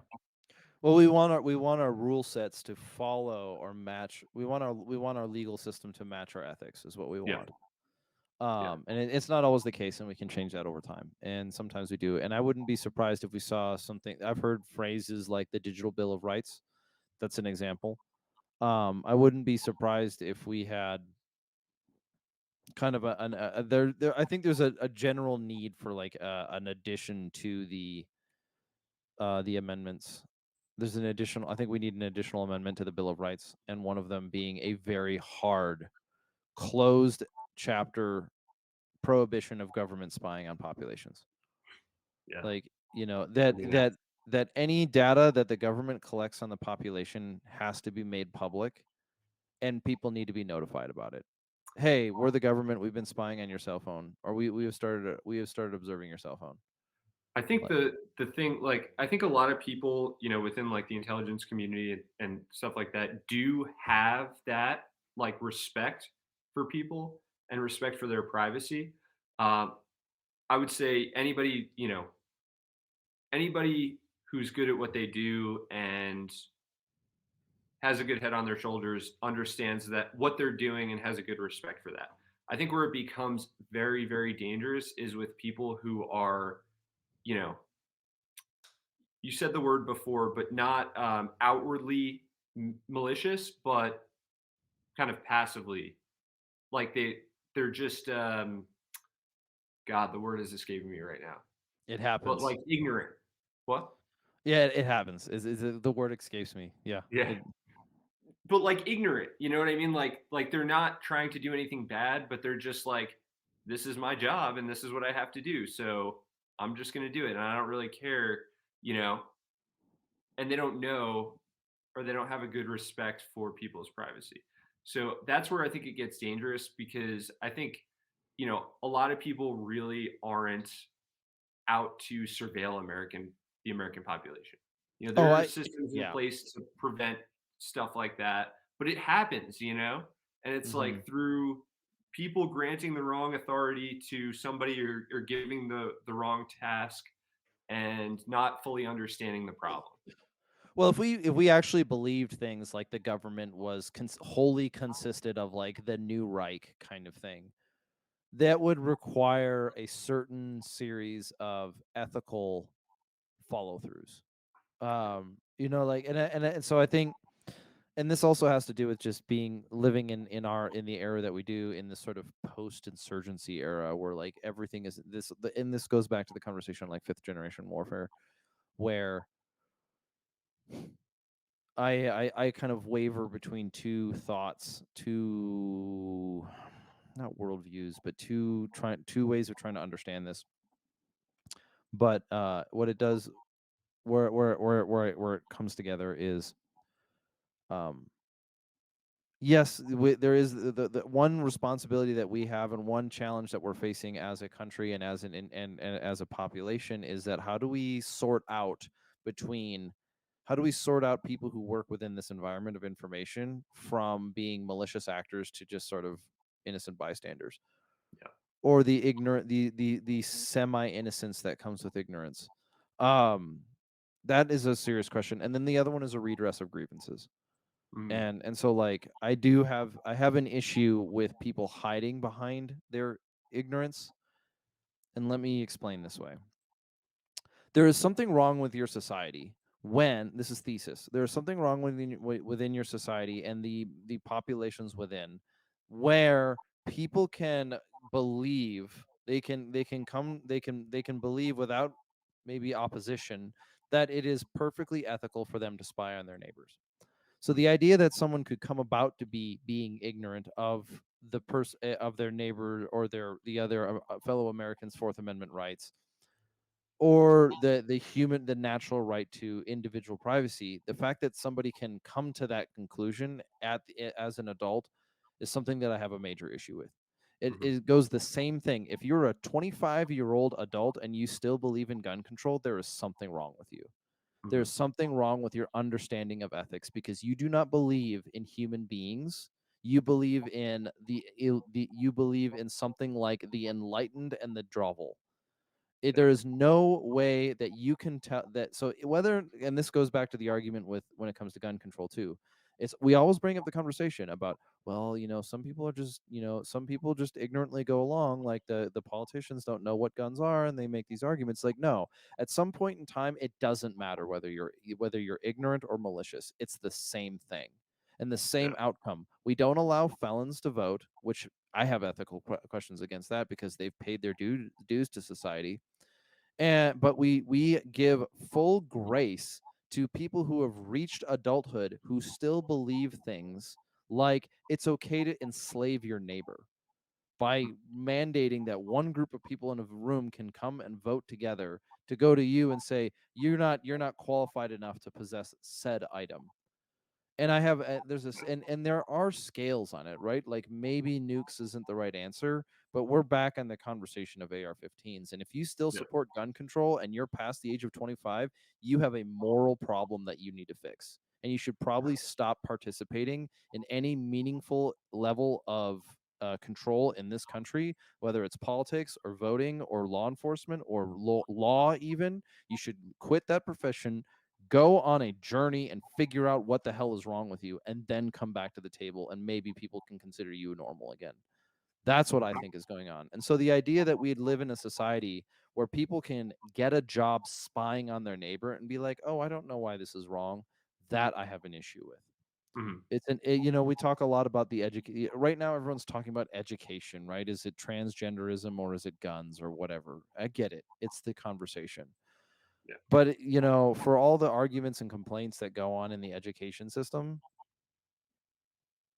like for all the arguments, like the education system that the doomer American looks at the education system and says it's so bad. Then a lot of people go and they go homeschool their children. More power to you. I think that is the most ethical choice. I'm Mhm. biased. I was homeschooled. But then the third option being is like, I don't think that I don't when people complain about when we complain as a society about the education system, it's either by malicious actors who want to have control over that, or it is by people who get their rocks off by complaining about the education system. And Mhm. we can look at it and go, we are failing our children if they reach adulthood and still believe things like they can take away their neighbors' guns because they got the fifis hurt, or they can spy on their neighbor because everything is a construct of I don't know what you want to do, like domestic terrorism. Yeah. And so it all identifies a lack of aim and a lack of purpose and a lack of direction, and then it becomes a self-justifying machine. So if you want to address that problem, if you raise because we want to have kids, Mhm. and this generation is looking at it, but if we posit that there's something wrong with the academic system and not identify specifically what that is, and sorry, it isn't white supremacy. It is if we it's the idea that you could consider a person educated and still believe that they are enlightened over it. It's Mhm. I've been seeing it all over the place lately. People with PhDs saying that it's okay for one group of people to go to another group of people and take away their stuff. Right. So, like, yeah, dude, the education failed you. At some point in time, you need to figure that out. Yeah. And so when it comes to like information, yeah, I would rather be able to wrestle with the ethics of, well, you have to be able to wrestle with the ethics of what you're doing. Mhm. It's necessary to it. And if you're not, maybe there's some soul searching that needs to be done. Yeah, definitely. I just hope people, bring that appreciation into what they do. I think unfortunately a lot of people are just going through the motions, um, like just in general, like general population. I mean, Hmm. you know, and don't take things as seriously as they need to. So, yeah. Ay. What do you how what do you mean by taking it seriously? Because I think that what we're struggling with is we don't know what to take seriously. Mhm. I think a lot of the citizenry doesn't know what to say take seriously. For example, the whole I will shut up. I want to hear your answer. How would you evaluate that what to take seriously? I think that's a good question because there's a lot of things that, you know, I guess I'm somewhat nihilistic about, but then, let's say, so here's a perfect example, right? Like just day to day, right? Like you go to the post office and you have a terrible customer service experience because let's say they lost your package or something. I'm explaining a situation that's happened to me multiple times. So, but let's say they lost your package, right? And then nobody, you talk to people on the phone, they pass you around, you have a terrible customer service experience, and nobody wants to take ownership of that situation. They just want to wake up, go to work, get through the day with relatively low drama, and then go home and collect their paycheck. And it's like, you know, I joined the military to be an infantry marine. Like I did not want to do communications. Nothing, didn't care about it, didn't want to do it, right? But Hmm. I was not given a choice and I was made to do it. And so I invested all of my time and all of my energy into that. And I think people need to, have that level of like give a shit factor about what it is they do, even if it's not what they want to do. It turned out okay for me. Like I found an interest in it. Doesn't turn out okay for everyone, but like keep investing your time and your energy into things and you will find that thing, eventually. I don't know. I Okay. mean, I'm not maybe I shouldn't preach, but that's kind of how I feel. I mean, it's a really interesting point, man. And I've heard similar things to it, but usually it comes from the position of somebody who like I wanted to be X, but I got injured, so I couldn't be that, and so I figured out something else. But that's a really good point coming from like I went to join the Marines to be I was Army, so there you go. But you joined the Marines to be an infantryman, ended up a comms guy, and now you're where you're at. Yeah, I mean, you could make it into a lemons and the lemonade story if you wanted to, but what were how did you we're gonna close on this one because we should start wrapping this up. But I want to hear what did you how what was going through your head as you when you found out that you were not going to be an infantryman, and then you got stationed somewhere, and I don't know if you got stationed where you wanted to be, and then you Mhm. got like I want to hear that story real quick. What is the summary of how you looked at these what is the story? Tell me. Well, I mean, when I found out that I was going to be, a communications guy, I can remember the moment. Obviously, I was pretty dejected, but not going to sit there and like cry about it. I definitely was pretty emotionally distraught about it, and my wife can attest to that. But when I did find out, I basically made a promise to myself that I I would I would give it 100%, absolutely everything that I had, but I will get out at the end of my contract. I will not do another tour, for an organization that didn't, and ultimately I signed up at the end of the day, selflessly, right? Like I'm not gonna say that they owe me anything, right? Like the Marine Corps doesn't owe me shit. And I actually got a lot out of the Marine Corps. So I am very grateful for my experiences in the Marine Corps. But I basically made the decision that I would give it everything that I have, and then I would get out at the end of my contract, having honorably served the time that I committed to serve. Um, and when I found out where I would be stationed, so we go to comm school first because it's a relatively long school, and then you get your duty station after. So comm school is in 29 Palms. I don't know if you have any experience with 29 Palms. I've known people who've been stationed there, and I've driven past it, but I Mhm. don't. The only thing that I hear about it are the same thing that I hear about like Fort Benning or I was stationed at Fort Benning. I thought I so I've heard similar stories like there's not a lot to do. It's out in the desert. There's literally the desert children you got to watch out for. I've heard things like there's not a lot of, there's not exactly a rich thriving culture in the area. Uh, The music scene is pretty non-existent. it's an interesting place. But Um, I've ridden past it on a motorcycle, but I've never really been there. I don't know it. I don't know the feeling. I don't know what the water tastes like. I don't know. the water's not doesn't taste great. There's not a lot of water. But anyway, the yeah, so it's like there's not a lot to do out here. I don't know. People get like a bad impression of 29 Palms. I actually don't hate it. I kind of like it. I'm still here, obviously. Hmm. But when I was in the schoolhouse, I got funny story about that. I got like there's a sign as you come into town. It says 29 with an exclamation mark, and I got it tattooed on my leg.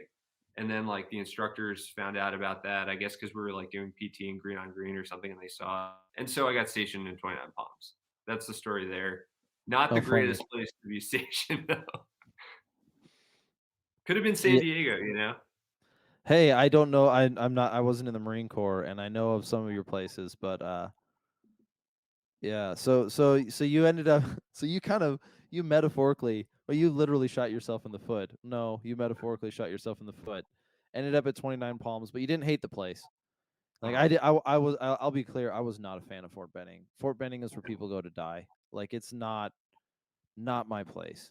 yeah. And part of it there's all of these factors, right? But I for when I joined the army, and I joined the army I joined the army. I knew I had an option 40 contract, and for whatever reason in my mind, probably naivety, I just assumed that I was going to end up stationed out in Seattle, like cuz Mhm. second bat is out there. Yeah. And when I found out that I was not getting stationed in Seattle, it probably took me like 6 months to get over that, because I ended up Yeah. getting stationed at Fort Benning, and I commend you, man, because when I got stationed at Fort Benning, I took on a very different attitude, Mm. a very like, this is gonna suck and I'm gonna hate it for 4 years. And as a result, I wasted a lot of time. I wasted a Yeah. lot of time and opportunity to enjoy my life. So Mhm. um but I wanted to hear, so how did so you then how did getting stationed in 29 Palms and your attitude change as you went forward? Well, I mean, I think that when I kind of realized that you can go outside your house and go down the block and shoot into the side of a mountain and go dirt biking in anywhere, I kind of started to like it. But yeah, like I don't know, my first duty station was pretty challenging. It was very demanding and required that I adapted quickly. So I did not enjoy it, but I learned a lot, and I am extremely grateful for the experience that I had in my first duty station. It was definitely a kick in the nuts, and I cut my teeth pretty fast and learned a hell of a lot. Um, so I'm grateful for that. As far as how my attitude changed, I don't know. I kept my promises to myself, um, so I'm very glad about that. I wouldn't say it's changed too much. I think I try to have a good outlook, and I try to live my life without regrets. I'm glad to hear that, because I think disappointment, like I guess handling disappointment is a tricky thing for a lot of people, especially when for I think in our generation, because I think you and I, if I'm not mistaken, you and I are similar age. There's a little bit of this. Um, there was, I think we kind of lived. I've heard our generation described as like the generation that was raised on "do what you want," and the veneer of that reality died as we were coming of age. Mhm. And so most of our, if you wanted to be really nihilistic about like millennial generation, like a lot of our lives is being defined by being the first generation that is not more wealthy than the one before it, being the Mhm. first generation where like being the generation where education doesn't mean anything anymore. Ibermex Kendi has a doctorate. No one cares. You Yep. know what I mean? Like we live in these generations where there's a lot of things to be disappointed by, and that can look a lot like, well, we were promised the world and received an ash pile. But the alternative attitude is that, well, you can either quit or you can make something out of it. And Yeah. I want to see myself turn more in that second way. Yeah. Definitely. So, and I can even say it, I wish that if I could go back to the time that I was in the military, the one of the things that I would have changed is I would have changed my mindset. I would have said, okay, you're here, you're going to make the most of it. You're going to make the absolute most of being stationed on Fort Benning. Maybe you're going to Yeah. go to every possible school you can. Maybe Mhm. you're going to take advantage of all the tank trails. Maybe you're going to get a dirt bike and learn how to ride out in the woods. I don't know what I got to, but if I could, that's the one thing that I regret about it. That is one of the things that I wish if I could go back, I'd be like, hey, you're going to be stationed at Fort Benning for 4 years. Make something out of it. Yeah. There's nothing to do here but drink, and there's nothing to do here but, this was a common phrase. There's nothing to do in Fort Benning except for, complain about Columbus, Georgia. And I'm like, yeah, it's a shithole. Yeah. Make something out of it, dude. Yeah. Okay. Okay. I'll try. But all right. So, any closing thoughts before we wrap it up for the day? Let's start and make sure you include something like where people can find you. Mhm. Oop, dropping radios. Where people find you. Anything that you want to leave the audience with for today, your second appearance.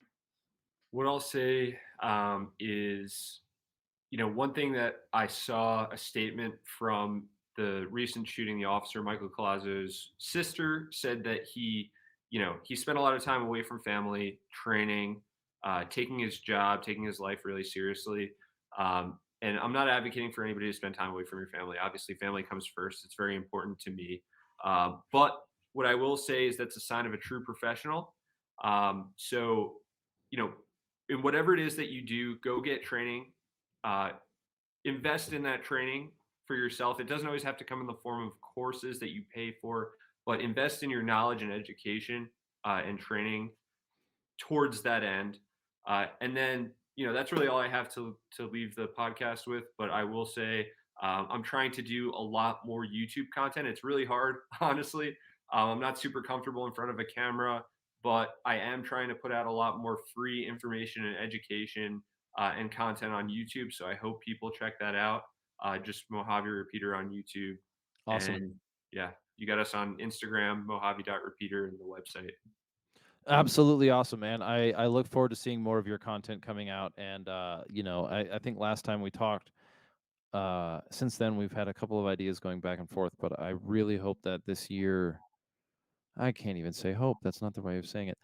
Uh, I look forward to what you guys continue to produce, because I think I'm right Thank here you. with you, man. I like what you guys are doing. It's good to see Appreciate it. that there is that maybe even though a void is left, because it's not all about guns. Maybe as culture continues to expand, we're going to see more and more applications. But I think that despite no matter how dark it looks outside, there is something to be gained from this. So we're gonna make it out. 100%. Thank you very much. I do appreciate that too, because yeah, um, I appreciate it. So, well, in conclusion, Thank we're just gonna wrap this up then. This has been the Redacted Culture Cast. We hope that the beginning was informative and the ending was inspiring. I really enjoyed this conversation with Alex from Mojave Repeater. If you want to Likewise. support, if you want to support the show, we do have merch going on. This is going live on Monday, where you can find this show is that we're recording now is going live on Monday. The pre-order for the Redacted X Gypsy Walters Into Beasts collection, if you want to call it that, that sounds weird. Uh, but our Into Beast merch is alive right now. If you want to just support the show, you can head over to redactedculture.locals.com. Other than that, you can find us at Redacted LLC. And if you're listening to us on YouTube, we'd love to see your comments. If you're listening to us on Spotify, we appreciate the reviews that you've been leaving us. Because of the listeners, we have reached the top 5% in the world. Now we just got to get a little bit better. So we will talk to you guys later. That being said, take care. Talk to you soon.